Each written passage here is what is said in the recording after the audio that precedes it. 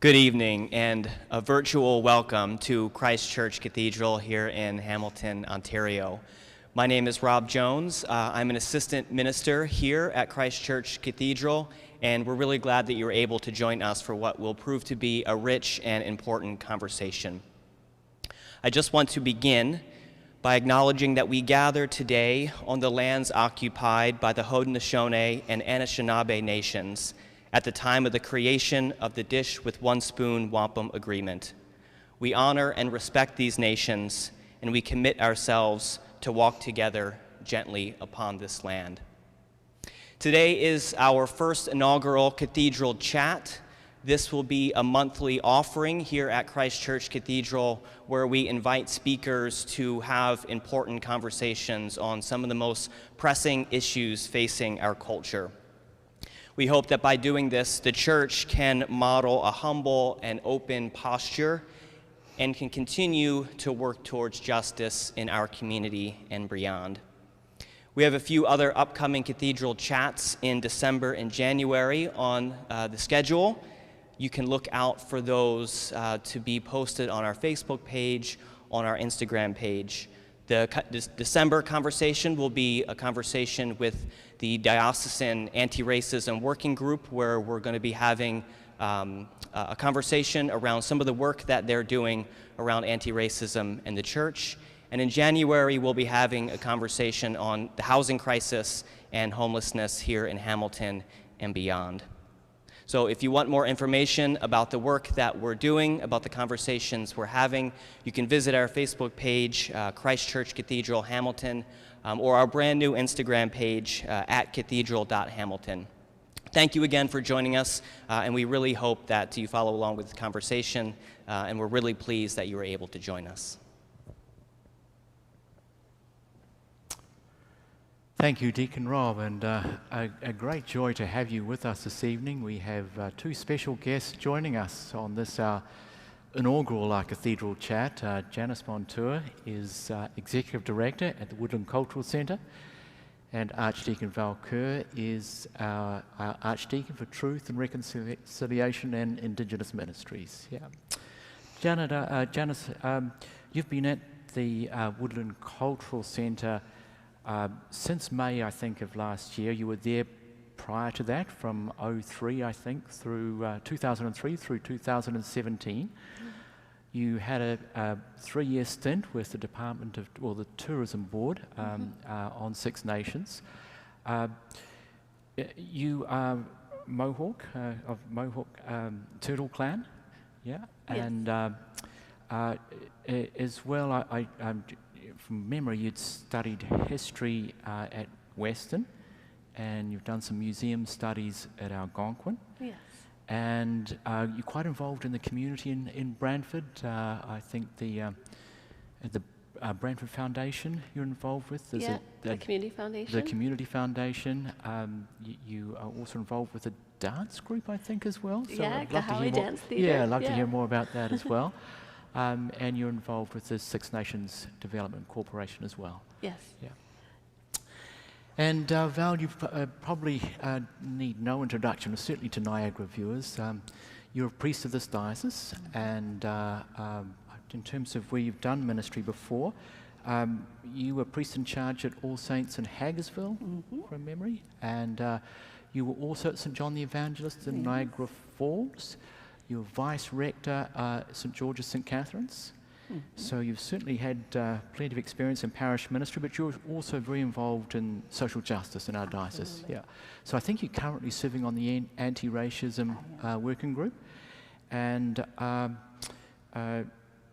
you're active too in palliative care. You love learning, and I know you're very much a family person as well. Absolutely. In terms of being grandma and great-grandma and that sort of thing. Yeah. Anyway, just wonderful to have you both here. The reason that we've kind of invited you here this week rather than another week is because this week is one of Ontario's best-kept secrets in terms of weeks. I think it's the Treaties Recognition Week. And back in 2016, I think Ontario was the first in Canada to set aside the first week of November as Treaties Recognition Week. And Treaties Recognition Week honours the importance of treaties here in Canada, or especially in Ontario. And I think it's an opportunity for us to learn more about rights, treaty rights and relationships. And I think our hope is as we learn more about treaty rights and relationships, our understanding of each other grows. And we can we continue along this long journey of reconciliation. Janis, I'm sure people watching tonight are going to want to know a little bit more about you. I've just kind of given a thumbnail. You grew up on Six Nations. I did. And Six Nations, I think, is the most populous of the First Nations communities in Canada, right? Yes. And so it's the only First Nation community that includes all six of the Haudenosaunee nations, right? We've got the Senecas, Yep. and the Cayugas, and the Onondagas, and the Oneidas, and the Mohawk, and the Tuscaroras. Is that correct? That's correct. Yeah. So anyway, I'm sure I'd like to know a bit more about what growing up on Six Nations is like for you, and could we start there, just in terms of what it was like growing up on the Six Nations, which I've got to say is not far from here at all. Some of our viewers might not realise that, but it's not far at all geographically, is it? Yeah, it's about a 45-minute drive, like southwest of here, of Hamilton. So Gahundok the Yungats, Gnet Kahaga, Niwagot Wanjonto, Atnawala, Niwagit Delonto. So my Mohawk name is Gahundokta. I am Mohawk Nation Trail Clan from Six Nations of the Grand River. However, if I talk about my family ties, my paternal grandfather is from Six Nations, and my paternal grandmother was from Akwesasne. And so I grew up in Six Nations where my dad grew up and my paternal grandparents. But my mother is from Akwesasne, near Cornwall, Ontario. And her father's from Akwesasne, and her mother's from Kanesatake. So I have like family in different communities, a lot in Akwesasne, because both my paternal grandmother as well as my mother is from there. And very much grew up, living at Six Nations, knowing the history quite well. My father is very well known as a land claim specialist when it comes to Six Nations of the Grand River, particularly the Haldeman Treaty. So I grew up around that and understanding it quite well. Not nearly as well as he does, but enough that I understand. He understands it really well. Yeah. I've heard him. Yeah, he's like really well. Wealth of resource. I knew growing up it was a different community in the sense that there were other nations. I would spend some of my summers in Akwesasne, where it was primarily a Mohawk-speaking community. And whereabouts geographically is that community? Akwesasne is near Cornwall, Ontario. Near Cornwall, Ontario. Yeah, Thank so you. eastern Sure. Ontario. Yeah. A nice 5.5-hour drive from here. I know that route very well. Sounds like it. So I was very, I knew a lot about that, coming from a community where, my paternal grandparents were Anglican, went to Anglican church, and my mother grew up in a Catholic home, but then prior to that, not so much, and then they were Longhouse as well, so I kind of understood both, and then going to school, I actually didn't speak Mohawk. I actually learned Cayuga, because where I went to school, that's what the teacher spoke. And that was on the reserve? You went to school on the reserve? So I went to what we call federal day schools, but SS number 5 is where I went, and from grade 1 to grade 6, then went to JC Hill, which is grade 7 and 8, and then went off reserve for high school, and obviously then for post-secondary. Growing up, it was, you kind of know your neighbors really well, right? It's usually very family unit based, so certain families live in certain parts of in their community. I took dance in my community, like I was a dancer. So it began at a young age, eh? Yeah, and it was like ballet, tap and jazz, or Western style dances, but I also social dance, so learning our social songs and learning our social dances, and I did that at school. And then also learning other cultural traditions and sort of things that our traditional knowledge would be based would be taught in our curriculum before it was even sort of at that time probably mandated by the province. So there were certain things that we grew up in the community you would know, and knowing the history and knowing, you know, very specific things, and growing up in a community that's quite large. A lot of people are like, oh, I know so-and-so from Six Nations. I'm like, that doesn't necessarily mean I'm going to know who that is. It's, you know, roughly 16,000 on reserve. So that's a lot of people. 16,000. Yeah. And overall, I think that's close to probably 27,000 like total membership. Okay. Yeah.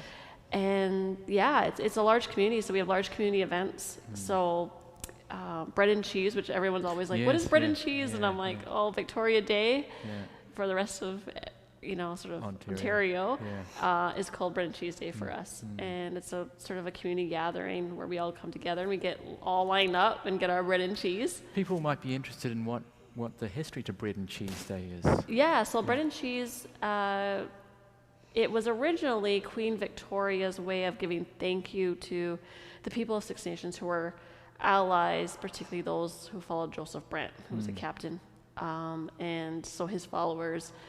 And it was sort of that allyship, which is why she would give us, and she would actually give us blankets, and that was that was typically what was given out. And then over the years it changed, and the community itself started to say, okay, well, we'll give out, I don't really know how it became bread and cheese, but it was bread and cheese. And we get it every year. This year we didn't have it in the same sense. It was different, and the year before it was different because of COVID, but it's a way for, you know, everyone comes out. It's become this little like festival, and it actually coincides with what we call Community Awareness Week. I kind of say it's like Community Awareness Weeks, because it's now more than a week. It's almost like 2.5 weeks, where community organizations and businesses all like do stuff in appreciation of the community, right? So there's a lot of open houses and events going on for those two. It's really a quite strong sense of community. Yeah, that's what I'm hearing. And so I mean, I think growing up it was really important for me because I love my community. You know, I volunteer a lot in my community. It was very important for me to do, you know, once I finished post-secondary, to come back and do work in my community. It was very important for me that I work in the community. So when I came back, I started working at Woodland. I'm interested in that. I mean, did you studied history at Western? Did that kind of come through your dad? You know, in terms of his work with land rights. So is that where that came from? He had hoped that I was going to be a lawyer so that I could take on the land claim litigation. That didn't quite work out. I was actually in pre-law. You were pre-law. And I said to my dad, I don't think I want to be a lawyer. And so then he was like, well, what are you going to do? What are you going to do? What are you going to do? You have a history degree. And I was like, well, I didn't want to be a teacher. And so I actually thought about, I used to work as a summer student at Woodland Cultural Center for many years. I was going to ask about that. Yes. I was going to ask about, because you went on from history to museum studies. Museum studies. And I was wondering, I wonder whether Janis already had the Woodland Cultural Centre in mind when she went to Algonquin to do museum studies. I totally did. I was all like, okay, I'm going to be a curator. Right? I wanted to be curator. That was what I wanted to be, a curator. And so I started under Tom Hill, was a very well-known museum director, very well-known individual in the community when it comes to Indigenous arts and Indigenous museums. And I was so excited. I was like, I want to be Tom when I grow up. That was my idea. Cool. And then the executive director job was posted, and I only applied for interview practice, not thinking in a million years. So I'm just kind of curious. You went to the Woodland Cultural Centre in 2003, right? It began in 72, just a couple of years after the institute closed. Yeah. So how long out of like museum school in at Algonquin College were you when you applied for this? Because it's one of the largest, Indigenous museums in the country, right? Yes. Let me see. Like 6 months? Oh my goodness! Yes. Really? So it really was right. You were kind of thrown right into the deep end. Yeah, I was still doing. I was going to school in Ottawa, and I was actually completing contracts in Ottawa. And I was like, okay, I'll come back. And I took on a contract job in the education department at Woodland, and I was just filling in. And then the job came up, and so I was like, I'll apply just for practice. This is interview practice as far as you're concerned. As far as I was concerned, it was interview practice. And then when they called me, they were like, you got the job. And I was like, what?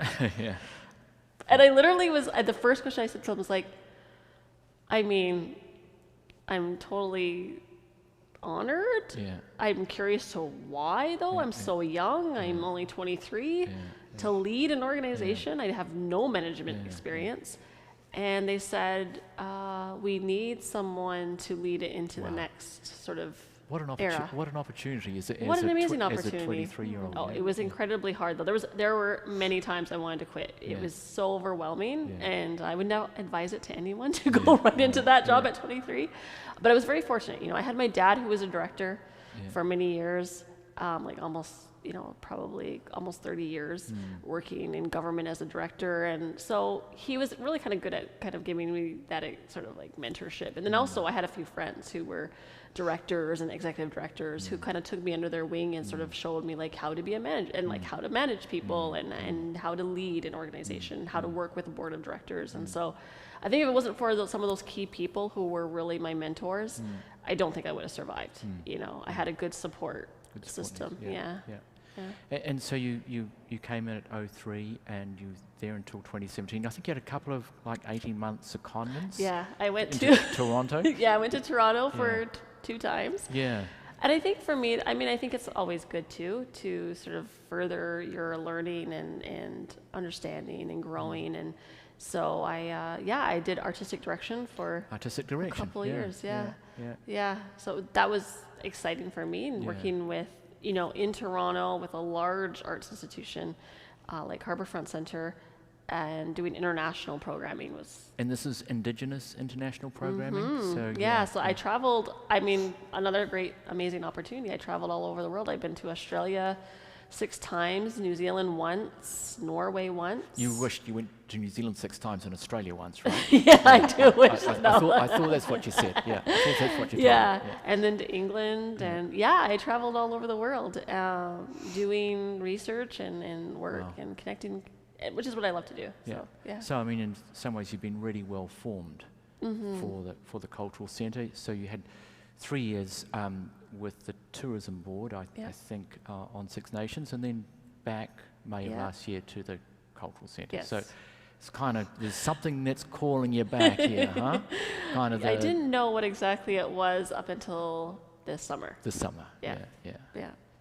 And you've got a sense that this is.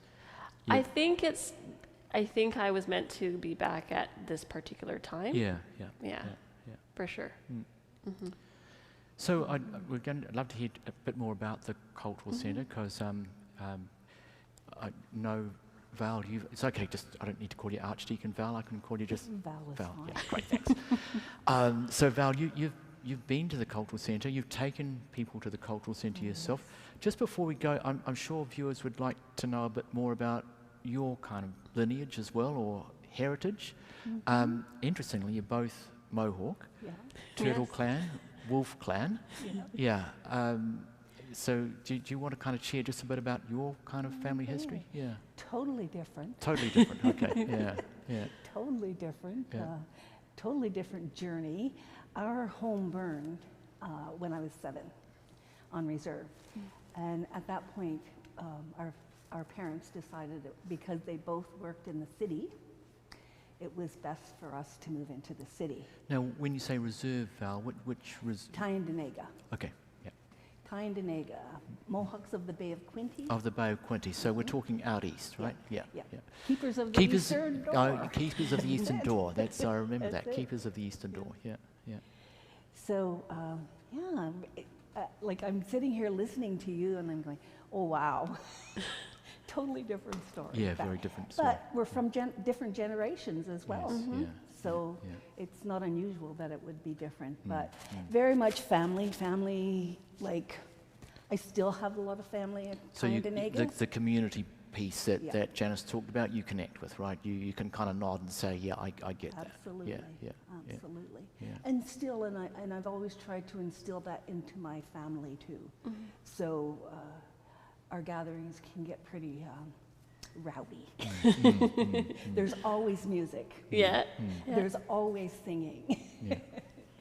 So, So my life took a totally different route. I was married very young, had 2 children. My grandmother was the best grandmother in the whole world, Ardua. And I am so thankful that we had her. All of us are thankful we had her. Come from a very dysfunctional family, and I decided I didn't want to be like that.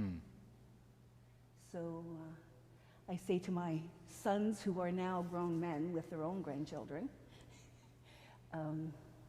we need to be proud that we've broken a cycle of abuse.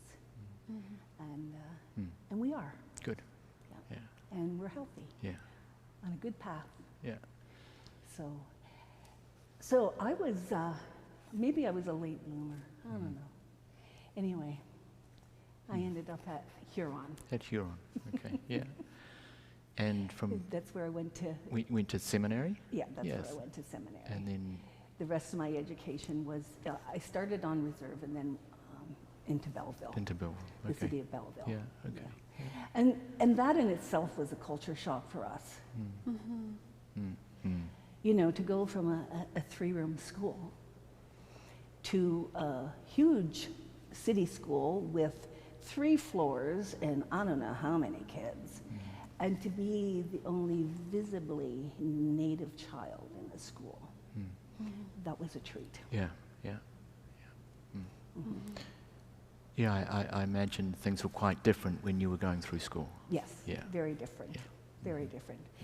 I would be invited home with a friend that I made at school, but only once. Right. Right. Yeah. I'm really sorry to But hear you that. know what? It didn't hurt me because I just made friends with the people that nobody else wanted to be Yeah, friends yeah, with. And, you know. Which so I probably wa- sets you apart as the outstanding priest that you are, right? I mean, that's something you've carried with you throughout your life in ministry, isn't it? The way that you kind of connect with others that people On may the tend to margins, overlook on the yeah. margins. Yeah. Absolutely, Yeah. absolutely. You know, like I'd be out there walking the streets talking to people. You still do it, right? My You s- parents never knew who I was going to bring home. yeah. But even my husband, he would say, I wanted to apply for a job at a residence for troubled teens. And my husband said, honey, we don't have room to bring all those people home. But, you know, It's your heart, right? I mean, you Yeah. yeah. yeah. So I have 2 sons, and of course 2 daughter-in-laws. But I have 8 grandchildren and 8 great-grandchildren. Wow. My oldest great-grandchild is 14, and our baby's 2. Wow. So the family just keeps growing, huh? It does. Yeah. I hate to say this, I think we might be finished. You might be finished, right? Yeah. I Until the don't next know. generation, huh? Yeah. Thank you, Val. Thank you. Yeah. So I know that you've taken some groups to the Woodland Cultural Centre, and Janis, I'm sure that our viewers would love to hear a bit more about the centre, because it is, I think, if not the largest, one of the largest Indigenous museums in the country. And I can remember that we took some kids from our Sunday school at a previous parish to the centre, and we made tobacco pouches together. It was so, I mean, I found it a kind of very interactive place, and I thought that was really, really neat. So I know that you kind of showcase events that demonstrate the history and diversity of Indigenous peoples. I know too that you have art exhibitions. Yes. So I think you may even have one happening at the moment. Yeah, Yeah, we do. Yeah, we have an annual juried art exhibition, which we host usually in May. Yeah, But because of COVID, yeah. we opened it in August and it'll close in a couple weeks. Probably one of our largest entries was this round. I think because we had to cancel it in 2020. And a lot of artists who are quite well known are in the exhibition, which is phenomenal. So it's an exhibition of Indigenous art, Indigenous a juried art, exhibition. Juried Indigenous art, of which Indigenous our art. curator, Patricia Dedman, Yeah. and she had a guest curator, Lisa Myers, both, obviously they're both Indigenous, and they like juried the show, and it was an actual like jury process because there were so many artists who applied and so many, you know, wanted to submit. You could have up to 3 pieces of art, although it depends on the gallery wall space. But it's phenomenal. Like there's, you know, artists like Kent Monkman, who's well established, and Rebecca Belmore and Marianne Barkhouse. Like there's all these very big names in the show, along with emerging artists, right? Well, it's a beautiful exhibition, it's one of my favorites. It's a flagship exhibition we have every year, and it really gets to, you know, to see the variety and the different disciplines and what people are creating now and what they're creating. It has a lot to say about the world we live in, right? So it's always sort of gives you this like little piece of time, you know, through that art show, which is always unique. But yeah, Woodland is, I think, one of the largest. I think we have a lot of competition now when I say that, because there's so many more arts organizations who have, and museums who have started to grow as well over the years. And we have like over 35,000 artifacts in our permanent collection, and we host at least 4 to 6 exhibitions a year that change on about a 3-month cycle. And we also have the actual museum, which is the permanent display, and of course all the events that we host and a number of education initiatives, all virtual right now, but a lot of the virtual tours that we do, and we're developing and enhancing that. We've been doing that since COVID, so turning a lot of what we had that were in person to digital formats sounds kind of easy-ish. It's not. And a lot of our program had to go online, so we do a hybrid. So sometimes we do, you know, an in-person physically distanced concert in our driveway, or we do, you know, a virtual event online with an author or a film. We have a virtual film screening as well, where we invite, you know, we screen the film, and then we invite the director or filmmaker to come and do a Q&A with the audience, which is really cool because we get to bring in people from all across the world now to come see what we're doing versus all the in-person. So I think moving forward, we'll probably have a hybrid. Right. Moving forward. Probably a bit like the church. Yeah. In that regard, Yeah. So, I mean, for me, it was a wonderful window into native Ontario. And I think a celebration of both the history and the culture of Indigenous peoples here.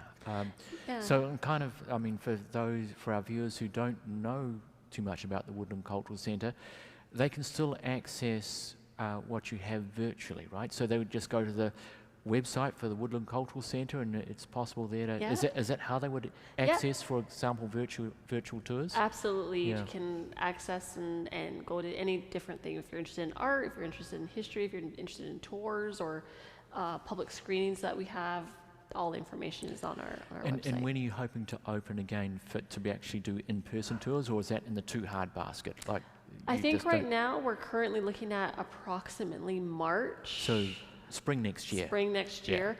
And I think the reason is because it has been kind of tricky with COVID numbers, right? Where sometimes we are like, oh yes, we're gonna reopen, and then it's like, oh no, we're gonna get locked down again. So I mean, ideally we hope in-person groups tours would be up and running by the spring. Okay. But it's definitely, you know, it looks pretty particular at the Haudenosaunee culture of the area. And it's really talks about our history, our culture, the arts, but also our contemporary reality, which is, I think, really important for people to understand. Thank you. Yeah. I know part of the Woodland Cultural Centre's mandate, or not mandated, part of your mission is oversight of the Save the Evidence campaign. So I'd kind of like to talk a bit about that, because I'm sure, again, folk would be interested to know. But before we do that, I wanted just to touch on land rights. And the reason I want to touch on land rights with you is primarily because of your dad. And as I was saying to you before we went live, I think we first connected at the Woodland Cultural Centre because we were hosting a public forum during the first Treaties Recognition Week back in 2016. And I think we were on the phone or emailing or something, can I use some space? You were wonderful to us. And I think somehow you might have mentioned that your dad was kind of involved in land rights and land claims and all that sort of thing. So he ended up being our guest speaker that year. Yeah. And I can tell you about I mean, I was just blown away by your father's encyclopedic knowledge of this really complex area. That was one thing that really impressed me. But the other thing that impressed me about your dad was he's a humble man. And he was just so kind of unassuming as he kind of was on the stage. I don't even think he had any notes, right? And No, he was just doesn't. talking, right? Just Yeah. talking about all these dates and land claims and treaties and, there were PowerPoint, but the thing I kind of remember from your dad was that, it was mind-blowing just in terms of what was involved with these treaties. And but what I valued about your dad is it wasn't an accusatory presentation. He wasn't kind of pointing the finger. It was more just, here's what happened. This is what we agreed to. And how do we move forward from here? Yeah. So his approach was really conciliatory. Now I know that on the Six Nations, the Six Nations is within the Haldeman Tract, Yes. and that was a 6-mile expanse of land either side of the Grand River from its source to its mouth, Yeah.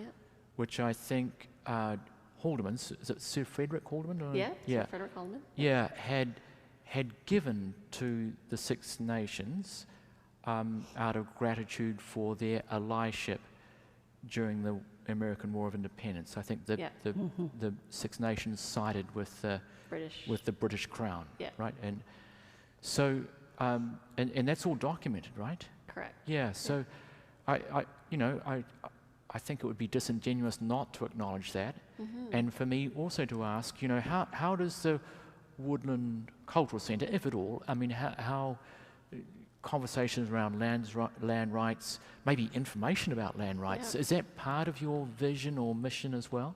Yeah, it's an important part because I think a lot of times to understand a culture and a community, you have to understand our connection to land and why it's important. And especially for you, right? Yeah. Especially for you. Land is Yeah. like a lot more to you than it might be for the settler, huh? Yeah, and it's not based on anything monetarily. It's very much based off our connection to sort of like our roots, pretty much, right? Our Yes, traditions yeah. and what we give thanks for that land. And if we don't have a land base, then where do we fit in, right? And that, it's always that sort of really hard conversation. So the Haldeman Treaty, which is that tract of land, which is 6 miles from either side of the Grand River, from north of Fergus to Dunville, where it empties out into Lake Erie. And so growing up, I understood very much, and my dad would take us all over and show As us. kids, He would drive, we'd just drive, like, why are we over here? Well, I'm showing you, this is where, this is where these are pieces of land. These are lands that are leased for 999 years, or these are plots of land that were sold but never really legally done so, or were just squatted on, and so we kind of understood that. And so growing up, I knew that, and working at Woodland, I would sort of have that access because of the work that my dad did. So in our museum, you'll see we talk about Joseph Brant, we talk about the American Revolution, we talk about the move to Grand River, right? We talk about how it happened, and that happened across all of the Haudenosaunee communities, right? That's how the Bay of Quinte. That's how we ended up at the Bay of Quinte. Were your people originally upstate New York? Upstate New Yeah. York. Upstate New and York, then right? after And the then- American Revolution, we Yeah. all got dispersed You got because dispersed. we were getting kicked Yeah. out Yeah. of our homelands because of the Americans. Yeah. And so there's communities still in the States. There's communities in Canada. But that's how we all came Yeah. to be in our areas. And so we talk about particularly Six Nations in our museum, and so we have the picture of the tract, we have the treaty, a copy of the treaty, and so our cultural interpreters or our tour guides always talk about the history and how we came to be to this area. And I think it's important for people to understand, about sort of our land rights and what does it mean, and what are we looking for down the road, right? And so, like, my dad talks a lot about that sort of duty to consult, right? He Yes. talks about Yes. that a lot of Yeah. times when you look at developments happening in the Yes. tract within the treaty, or how do we look at sharing resources? How do we look at those land-based Yes, yeah. resources? What are partnership opportunities? What are ways to live better on the land in a more environmentally friendly way? And how do we sort of connect with communities that are now living on this tract and spread that awareness about it? And they've been in litigation since the 1990s. I was going to say a long time, right? A long time, A long 1995, I believe, when we took the case to the court, to the Supreme Court. Supreme Court, right? Yeah, and then it, obviously it stays within the city of Brantford. Ironically, that's where the courthouse they've been going to, and working with a law firm, who's been working on it since 1995 with them. And my dad's team at the time on the Lands and Research Office, my dad spent, like 27 years doing all this research. It's been his life work, right? Yes, I mean, it really is his life work. And then when he left elected council, and went and started doing it on his own in his own consultation business. But yeah, so I understood. I understand a lot about the different. I talk. Things happen in Brantford, like the Brantford town plot is very contentious. They talk about some of the different areas in and around Kitchener-Waterloo. Those are really, for me, are very interesting. And it's important for people to understand what a land claim is. I think people get very scared by that word. You see the protests that happen regarding land rights in communities where they shut down highways, they shut down railroads. And I think people are like, why are they doing this? And I think it's something to understand is that this isn't something that just happened since 1995 or even the 1970s.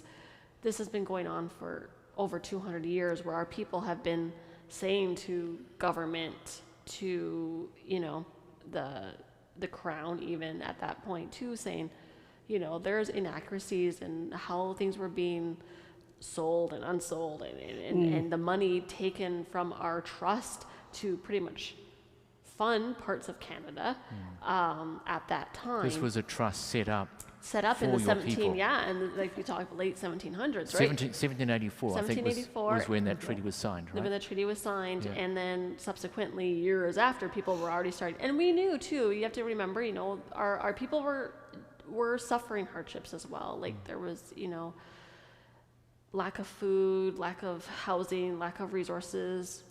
Given that time period. And so they said, okay, well, we'll do these leases, and that revenue will then in turn give us funds to help sustain the community. This is before sort of government grants are coming in, right? You have to remember the time period.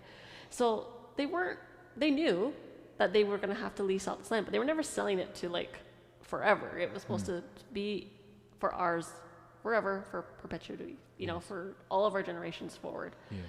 And so I think people, when they see the protests and they see the land, it's like, this isn't something that just happened. This isn't something that happened with Oka in 1990. This isn't something that happened with Caledonia in 2000.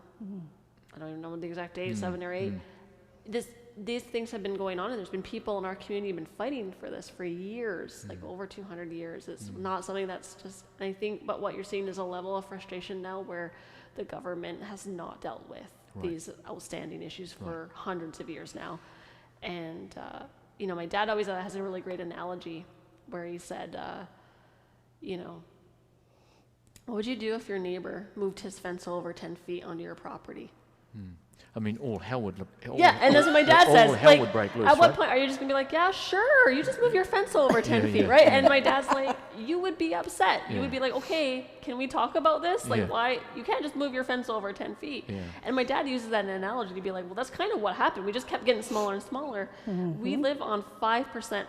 So 950,000 acres, like nearly a million acres, is comprised in that tract of land. And I think less than 50,000 acres still vests with Six Nations. Is that correct? We live on 5%. 5%. 5% is the land base we have now. Yeah. For one of the largest populated First Nations in the country. And we're running out of space, right? Yeah. So that's kind of, and we do talk about that, and we have at the center. We have a workshop that talks about land claims. It's hard to understand. It's very complex. Yeah. But it's important for people to understand what a land claim, like understanding what is a land claim, what is, why didn't Six Nations go down the specific claims route. There's reasons for that because we're just so large, and the treaty is so large, and also it's so complex because we were probably one of the first ones to get these treaties done with the crown at the time, right? So yeah, and this is just one treaty amongst lots in this country. Treaties, yeah. But we specifically just talk about that It's one. about the Horde contract, So that's what I thought that was your kind of focus. Yes. So, I mean, as a step for us as settlers is simply to become more aware of kind of what's involved here. You know, the history to those that are demonstrating at Caledonia, for example, understanding what has led to The protest. lead to these protests, huh?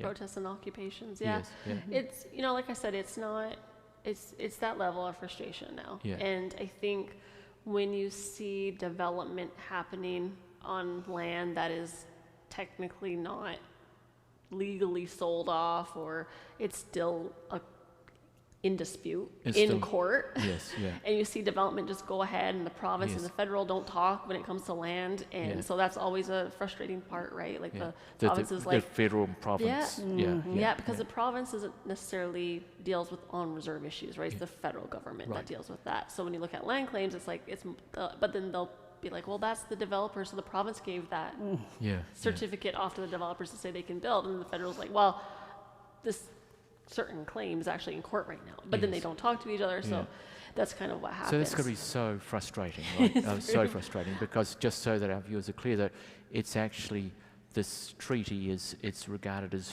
federal, it's under federal jurisdiction, right? But our treaty was with the crown. With the crown, right? So that's where it gets even more complicated, right? And my dad's team actually went to London, England to get files from Coutts and Company, because they were the bank in which the Queen put her money in, right? And so that is where our funds were being held, was in trust in the United Kingdom. And then when the records start coming in, we're like, where's all our money that we were putting away as part of these leases? And found out over the years, my dad's been doing this research that, funded part of McGill University, funded the Grand Road Navigation Company, it funded Osgood Law School. So the funds that were held in trust for your people were being used by the government.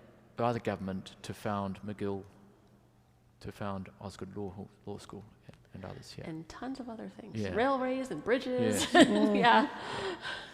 So in some ways, as settlers, part of our responsibility is just finding out more about the history here, and perhaps that's part of the mission of Woodland Cultural Centre, is just helping folk raise find the out, awareness and education, raising the awareness and education, and then also creating that sort of that allyship, and I say that to people, like, what can we do? And I'm like, if you live within that tract of land, you should know what that tract of land is and what the history is behind it. You should be talking to your fellow, co-workers about it. You should be talking to your MPP and your MP about these things. You should be, when development's going on in your city, for example, has the city consulted Six Nations? Has the city done any of this outreach? Have they, there's all these things that they should be now asking certain people in, say, power. Why aren't these things being dealt with? And maybe that would bring a bit more understanding about why. So it's a key term, allyship, isn't it? Allyship. In terms of when we come to you saying, well, what do you need from us? What can we do? Allyship is kind of a key term, huh? Yeah, for sure. Yeah, good.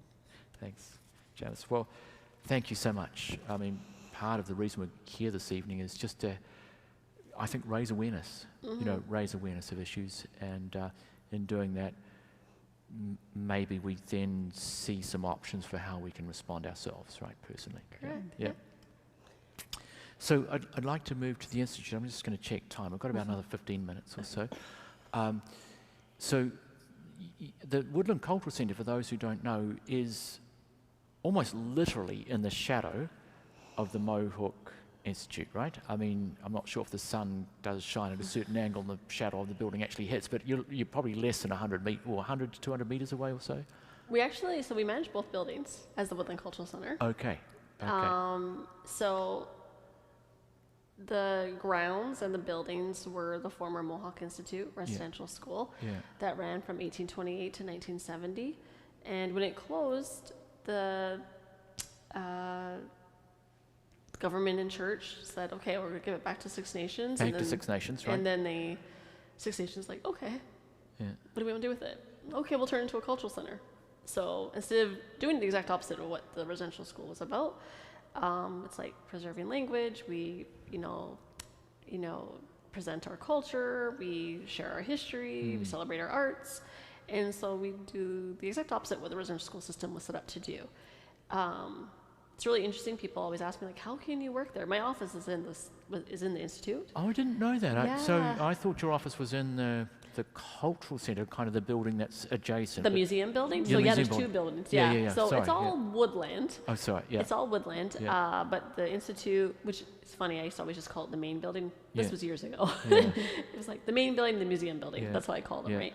And the main building was administration, a Okay. library, Okay. language, and then the museum was the museum and galleries, and education.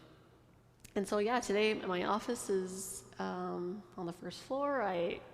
My office is like right beside the front steps. Wow. So people are like, how can you work in there? And I'm just like, well, it's not like I don't think about what it was. Yeah. It's not like not a single day goes by that I don't know what this place stood for. But the work that I do now is why I'm here, right? And to have our language department on the second floor of that institute is incredibly important. Yes. Because now those walls here are our languages. Yes. And then having our library on the first floor, that's where our knowledge is. Yes. Yeah. All of that was kept from those children who went there. Exact. Right. So it's really important. And the Save the Evidence campaign started in 2015 because the building needed huge repairs. So my understanding was that there was a leak in the roof, 2013, right? Yeah, And huge leak. must have been a huge leak Yes. because there was significant water damage. Yeah. And I think, I'm not sure whether it was the Woodland Cultural Yeah, it Centre, was but Woodland. there was some sort of survey of Six Nations as... And other communities, yeah. And 98% of respondents said, we need to preserve this building, right? 96%. 96%. Yeah, So, really close. But so overwhelmingly, it was yes, we need to preserve this building, Yes. right? And that led to The Save the Evidence. the Save the Evidence campaign. So again, are you able to tell us a little bit about Save the Evidence campaign? And it seems that the government has kind of kicked in as well. They've actually, yes, Yeah. they have. Yeah. So it's a $23.5 million project. To 23.5 million. So to restore the building. There's 4 phases. Yeah. So we repaired the roof in 2017. That was the first phase first phase. to stop the water coming in, right? Yeah. Exactly. Yeah. And then 2019, they did some mechanical upgrades. They did some waterproofing of the foundation, some interior finishes, electrical work. And so that was all complete. And now we're just entering phase 3, which is further mechanical upgrades, masonry work, replacement of heritage windows, and accessibility. So once that phase is done, we move into the interpretation phase because we hope to have it as an interpretive heritage site where visitors will be able to come through the building on guided tours to see what life was like for a child attending that school. So that's the kind of focus, is when you open the doors again, we'll be able to come in and kind of see the building through the eyes of a child. Yeah. Yeah. Okay. And then hear, testimonials by survivors throughout Yeah, the space. yeah. That's going to be powerful. Yes. Really powerful. Very important Yeah. work, very hard work, but Yeah. very important. I can tell you, I organised a clergy tour before the building closed, so that must have been back in, I'm guessing, 14, 15, or something like that. And even without the work that you're doing now, I still recall looking at colleagues and, they were ashen, really, as we kind of walked through the residential school and I can still recall being on the 3rd floor, and we were kind of shown this small kind of gap in, I guess, one of the dormitories where the kids used to kind of...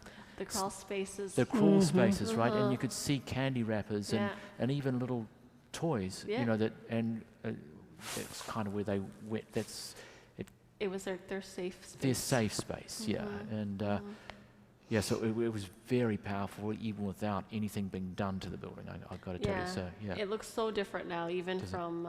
So I was gone for the 3 years, so I missed a lot of the renovations, and I came back, and I remember walking through, and I'm like, this doesn't even look the same because it was so they really peeled back the layers of the space, and and they took it to like mid 20th century. That was sort of the era they're going to go with. Yeah. But yeah,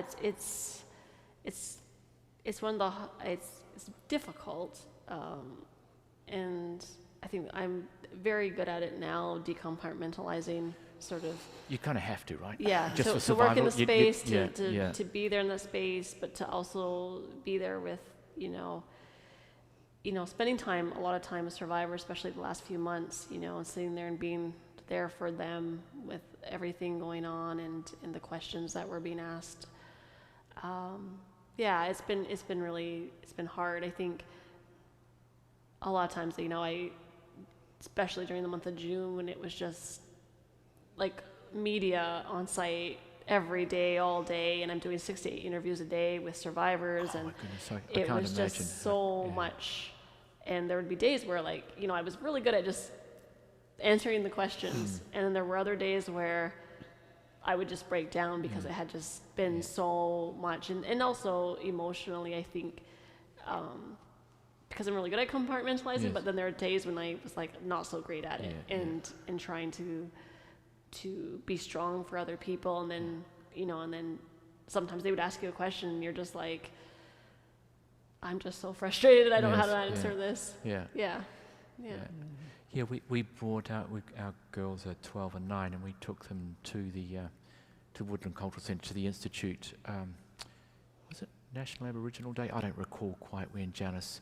But it was not long after discovering Kamloops, and just seeing all the shoes on the front steps, right? And there was just car after car coming in, and people just, there was silence. I mean, people weren't saying a whole lot, just staring, and then kind of walking around the grounds, almost in a bit of a daze, right? So it kind of impressed for me the importance of preserving memories for us, and so I think we need places that gather us. Yeah. And would you say that? Yeah, and I think it was interesting because that first, after Kamloops happened on that Friday, that Sunday, there was already a grassroots initiative that kind of popped up, and I didn't even really know anything about it. It was someone messaged me on Facebook, said we want to go and do this thing, and I was like, okay. And this is the middle of COVID, right? So we're not technically supposed to be gathering. And I'm like, okay, well, I'll be there, but I'm just gonna be there. And I remember just hundreds of people. There was probably at least 400 to 500 people who came for that Sunday, when they put 250 moccasins on the front steps. And this was just a pop-up, right? Yeah, it just like happened. A Facebook. It just happened very organically, and one of the organizers who sort of was on this Facebook group got a hold of me and said, hey, just letting you know this is going to happen, and just letting you know. And I'm like, okay, and that's one of the things, right? We manage the site, but it's also a community space, right? So you have to kind of roll with it sometimes. And so I was there that day, and I was staying with some of the survivors that we work with. We have about 7 to 10 that we work with pretty regularly, and I was staying with them because there were so many people around, and one of the survivors went to speak, and I think just the emotion of that day got to her, and she kind of, and I was walking back with her, and a reporter was right in her face, and I'm like, can you give her a moment? This isn't the time, right? I know you're looking for comment or whatever, but and I think for me it was really hard because we didn't really know what was going to happen, and we had no idea that this was going to happen, and then of course the forthcoming investigation of the grounds. Yeah, so I'd just like to touch on that. One of the things that really impressed me, Janis, was when we went with the girls, and by the time we got there, it was kind of quite late in the evening. There was Geronimo. I don't know what age Geronimo is, but he's not a young man, right? He's not a young man. He's in his late 80s. Yeah, I kind of thought that. I know him. And there he was, just by the steps, and kind of speaking with families, going for walks with them around the grounds, and I was just really impressed with kind of the genuine hospitality of your people in terms of being there to help us as a nation come to terms with this kind of unfathomable tragedy, and where we don't really honestly know what to do. We don't really know how to respond. And I was really struck by, it just was for me a wonderful example of true hospitality. He does a really good job of just kind of trying to explain it from a perspective that he comes from, right? And he just does it. Like he'll be there on the weekends sometimes, just talking to just people, hanging out, just to talk about it, right? Making himself available. That's what he was making himself available. Yeah. So, which kind of leads me. I think I read that Chief Mark Hill had petitioned the government for kind of, a survey of the grounds with ground penetrating radar. I think some work had already been done. Is that correct? No, when I say done, prior to the Kamloops discovery, I think I'd heard there had already been some of the land had been surveyed. Yeah, so the land was surveyed on the girls' side of the front lawn. So as you come up the driveway, because the survivors are actually building this Mohawk Memorial Park. Okay. So it's a memorial to the children who went to Mohawk Institute. So they're building this memorial park. So whereabouts is that? On the girls' side of the lawn. Yeah. And so it's about 5 acres.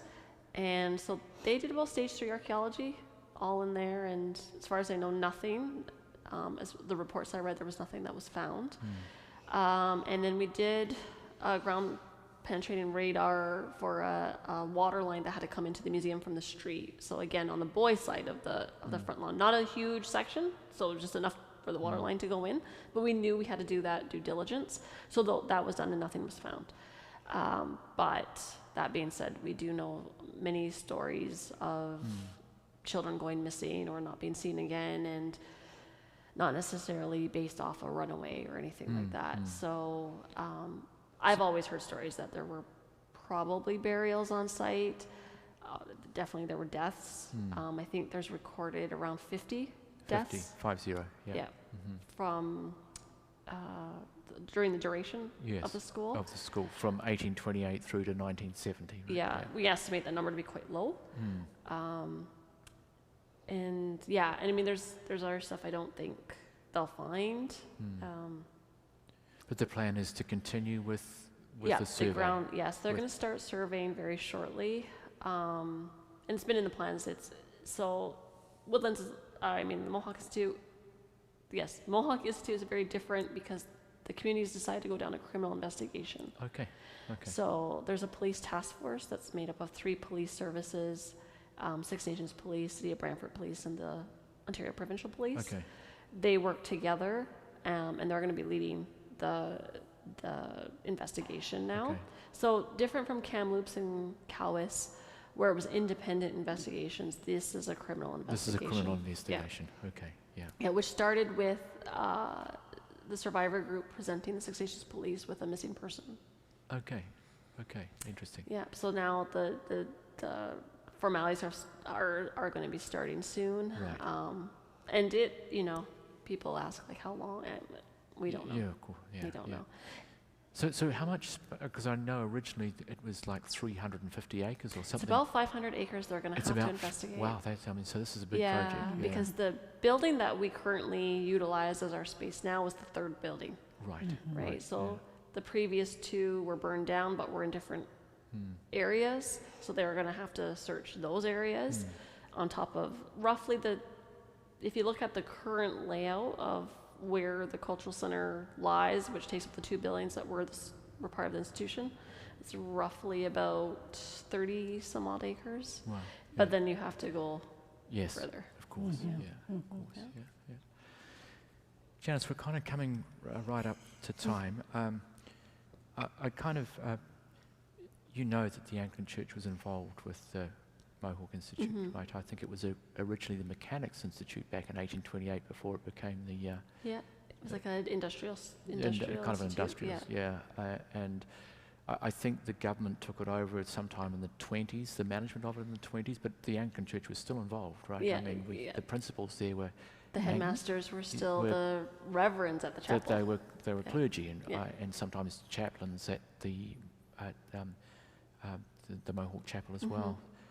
So, I mean, I think I'm asking as a cleric,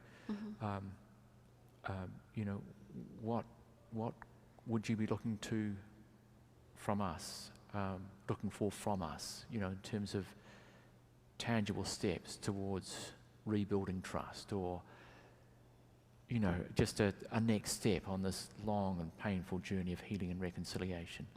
Yeah. Oh, it's a hard question to answer, and I think for me personally, it's hard to answer because I was very fortunate I didn't go through the system. Yes. Right. Yeah. I think the answer I would give would be very different from someone who went through. Right. And that's sort of who I always give the space to when they respond to it. Of course. Yeah. I think that acknowledgement of the role the church played is very, very important. I think ensuring, you know, they're always asking about access to records because that's been a huge part and will be a huge part as the investigation continues because they need to access that. And yeah, I think, you know, people ask me like, what does reconciliation look like? And, what are the next steps? And I say, if you look just at Mohawk Institute alone, it was 142 years it ran.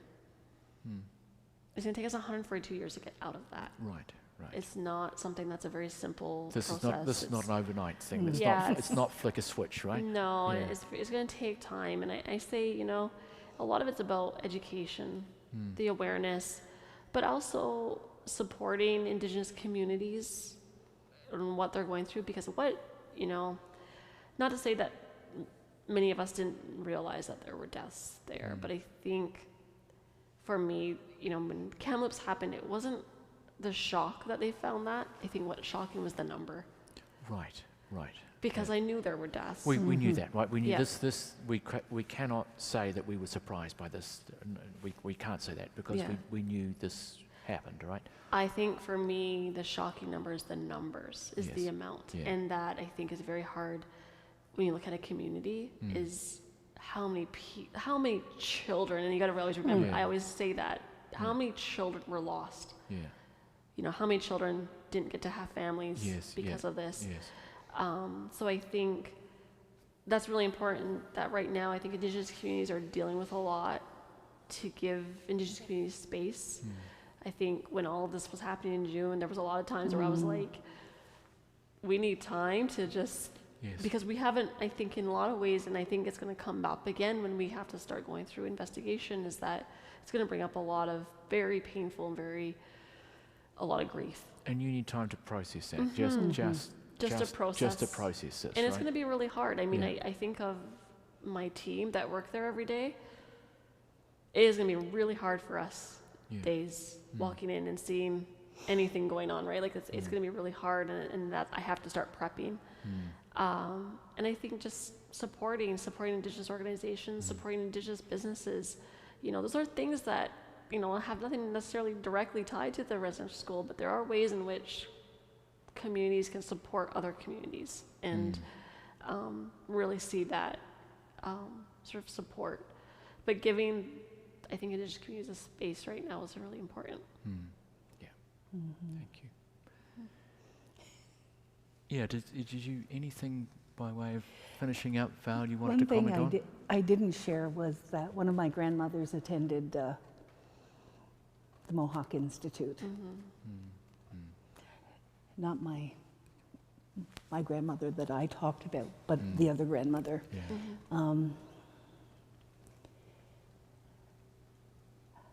And how my family dealt with it was they didn't talk about it.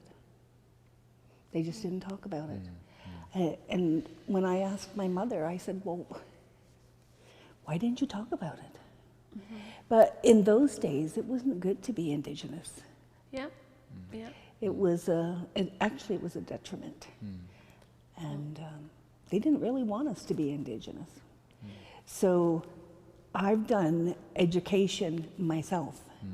Like I was teaching my mother before she died because of what I've learned. Yes. I've made it, I started way back in seminary is when I started, and I've just kept it up because I learned something every day. Yes. Today we did the doctrine of discovery. We're teaching. That's Today's right. a teaching day. You are teaching. Yeah, the Niagara School for Missional Leadership. Yeah, Yeah. that's exactly what you're doing. Yeah. So it's a 6-week course, and we've went through different. We're trying to give people tools so they can learn, besides learning. Yeah. So we learn together, and then they go away with some tools that they can use in their parishes or whatever they're involved in.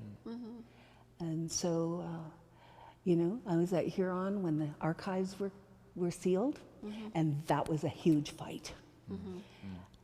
Because the bishop sealed the archives and wouldn't let anybody in the archives. And we were looking for records. So, well, your dad is dealing with, I wish I had him a couple weeks ago, Well, because we did treaties. If you can get her dad, yeah, he's worth getting. Let me tell you, yeah, he really is. We yeah. did treaties, and it was, and the students are so interested, you know, to talk about. I said, okay, you need to tell us what you learned about the treaty in your area. And you know, they were horrified because the Niagara Purchase was ended up being 300 suits. That's what they were given. Yeah. Yep, 300 suits of clothing.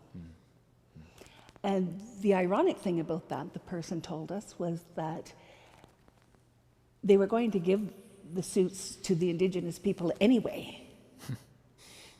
But they decided they could maybe make a bargain for the land. Yeah. So your dad would know more than I do, even though I voted on it, as the land that we at Tyendinaga just voted on to get back. It was a court case. Right. That I used to go swimming in that quarry. Yeah. So it was taken illegally. It's taken illegally, and in all those years they used that quarry, and we had no say. No, sorry. We had no say. And when you talk about when we came to Canada, right? This part of Turtle Island is that before our people got up here from the Mohawk Valley, there were already settlers on the land that the government was granting us. Yeah. Yeah.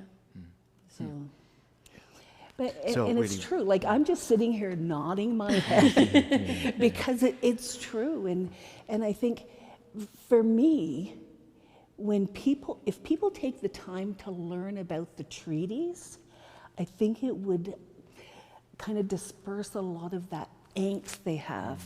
Where how many times have you heard, when are they ever going to get over it, or what do they want now?